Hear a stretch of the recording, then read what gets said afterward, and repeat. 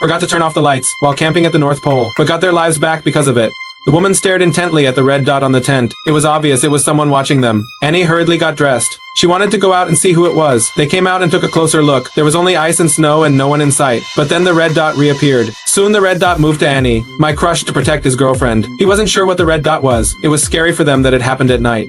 Mike hurriedly shouted towards the front, "Tell the other side to stop." Looking at the red dot on his body, Mike offered to pack up and get out of here. Just as they were getting their bags, the dog, however, ran out like a madman. The couple didn't dare to chase what's hidden in the darkness ahead. A sudden gunshot scared them. The red dot was actually the night vision scope of a sniper rifle, not waiting for them to react. The oil lamp in the tent was shattered again. There was no time to pack up their things and run away. The sound of gunshots echoed in their ears. Mike ran towards the darkness with his girlfriend, but they hadn't run far. The sky suddenly lit up.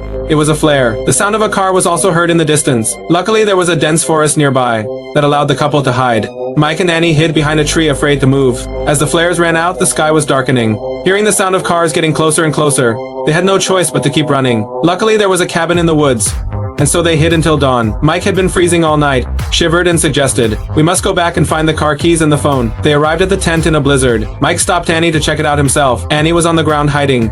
Soon Mike came out of the tent, but he looks a little strange. Annie rushes up to check it out. Turns out the tent was full of dead dogs. Mike went into the tent alone. Then, he tried to hold back the stench and felt for the keys. Suddenly he got his hand caught in a trap. Apparently it was left by the shooter. He predicted that Mike would come back for the keys. What was the purpose of this? His girlfriend came in to help Mike remove the arm, and simply bandaged it with a wooden board. They set off through the snow towards safety. But as they walked, Annie froze. There's a man up ahead, but she wasn't sure if it was a friend or a foe.